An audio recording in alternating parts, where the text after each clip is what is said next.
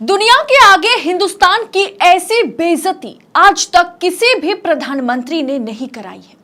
New York times ने हाल ही में मोदी जी की नेतृत्व वाली सरकार पर 2 आर्टिकल छापे हैं। एक, Modi's final assault on India's press freedom has begin, मतलब भारत की प्रेस स्वतंत्रता पर मोदी का अंतिम हमला शुरू हो गया है। यानी प्रेस की आजादी को दबोचने की अंतिम कोशिश मोदी जी ने शुरू कर दी है। और दूसरा, विश्व का सबसे बड़ा लोकतंत्र स्वतंत्रता और सहिष्णुता को खत्म कर रहा है।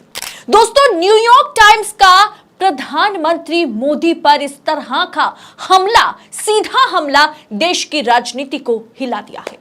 और ये 2 आर्टिकल्स दोस्तों अगर आप सुनेंगे, समझेंगे तो आपको समझ आएगा कि 2024 से पहले ये 2 रिपोर्ट कितना ज्यादा मायने रखता है। तो वीडियो को आखिर तक देखिएगा। नमस्कार, स्वागत है आप सभी का देश नीति पर। लेकिन पहले मैं आपसे अनुरोध करूंगी कि सबसे पहले देश नीति को सब्सक्राइब करें दोस्तों, और नोटिफिकेशन के लिए बेल आइकन को प्रेस करें।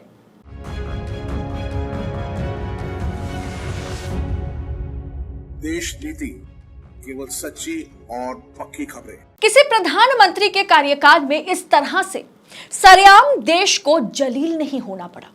कुछ ऐसी खबरें होती हैं जो कड़वा सच होता है, जिसे अगर कोई मीडिया दिखा दे तो उसे मोदी सरकार बैन कर देती है। गोदी मीडिया भले ही मोदी जी के इशारे पर चलता हो, लेकिन विदेशी मीडिया हिंदुस्तान में क्या हो रहा है उस पर पैनी नजर रखती है। अपने ओपिनियन कॉलम में छापा न्यूयॉर्क टाइम्स जैसे बड़े अखबार ने जब यह रिपोर्ट छापा है तो जाहिर सी बात है देश ही नहीं, पूरे इंटरनेशनल मीडिया, पूरे अंतर्राष्ट्रीय पटल पर तहलका मच गया है। अपने ओपिनियन कॉलम में छापा है कि Modi's final assault on India's press freedom has begin. दोस्तों, हमारे देश में क्या कुछ हो रहा है आज दुनिया देख रही है। भारत की गौरवशाली प्रेस की आजादी आज खतरे में है। उस पर अंतिम वार किया जा रहा है ताकि उसे पूरी तरीके से खत्म कर दिया जाए। न्यूयॉर्क टाइम्स ने किस तरह से मोदी सरकार की तानाशाही और लोकतंत्र के चौथे स्तंभ को मोदी सरकार ने किस तरह से कमजोर बनाया है उसके बारे में बतलाया है। लेकिन सबसे पहले फ्री जर्नलिज्म को आप सपोर्ट करें, इसके लिए देश नीति को सब्सक्राइब करें और साथ ही साथ थैंक्स ऑप्शन के जरिए देश नीति को आर्थिक तौर पर मदद भी कीजिए। सच को दबाने के लिए किस तरह से पूरे के पूरे मीडिया हाउस को खरीदा जाता है उसका उदाहरण, जीता जागता उदाहरण तो आपको एनडीटीवी दिख रहा होगा। किस तरह से अडानी ने धोखे से इंडिया को खरीदा वो हम सब ने देखा।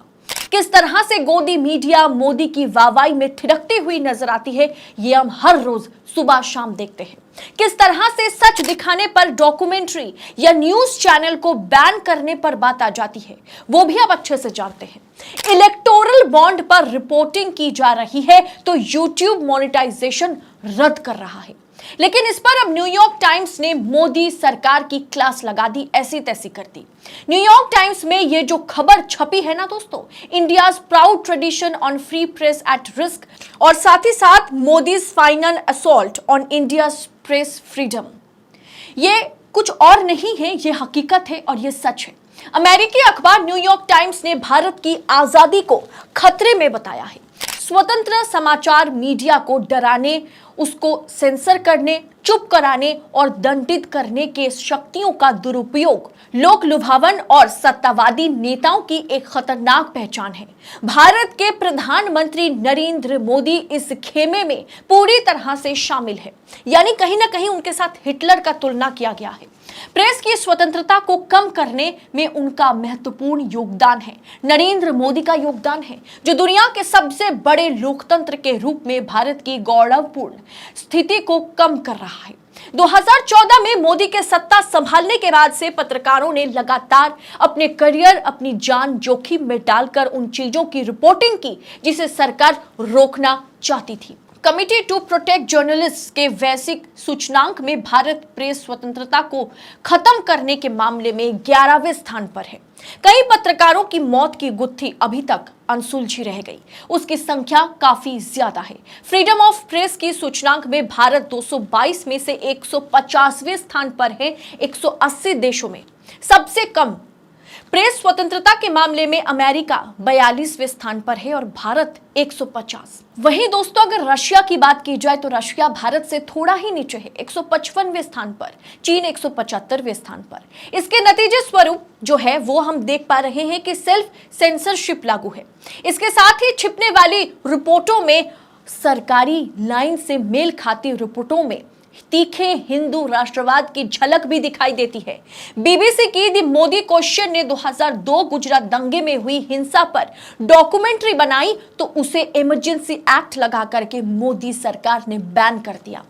न्यूयॉर्क टाइम्स ने अपनी इस लेख में बीबीसी डॉक्यूमेंट्री में जो कुछ भी दिखाया गया उसे इस आर्टिकल में दर्ज किया है और न्यूयॉर्क टाइम्स ने साफ कर दिया है कि भारत में सत्ता की पोल खोलने वाली रिपोर्ट को देश विरोधी करार दिया जाता है, जो साफ दर्शाता है कि मोदी के कार्यकाल में मीडिया की आजादी पर खतरे की घंटी बज रही है। हाल ही में बोलता हिंदुस्तान के यूट्यूब चैनल को भी डिलीट कर दिया गया। तमाम यूट्यूब चैनल्स पर मोनेटाइजेशन हटवाई जा रही है। कुछ समय पहले न्यूयॉर्क टाइम्स की आउटलेट द कश्मीर टाइम्स को भी जम्मू कश्मीर में बंद करवाया गया था, शटडाउन करवा दिया गया था। तभी तो न्यूयॉर्क टाइम्स ने लिखा है कि Modi's final assault on India's press freedom has begin. और अब ये दूसरी आर्टिकल भी आप देख लीजिए। न्यूयॉर्क टाइम्स ने इसमें लिखा है कि विश्व का सबसे बड़ा लोकतंत्र स्वतंत्रता और सहिष्णुता को खत्म कर रहा है। अब ऐसा प्रतीत होता है कि आखिरकार वो समय आ ही गया जब भारत के लोकतंत्र के अंग सड़ रहे हैं। दोस्तों एक समय था जब देश को गांधी के नाम से जाना जाता रहा।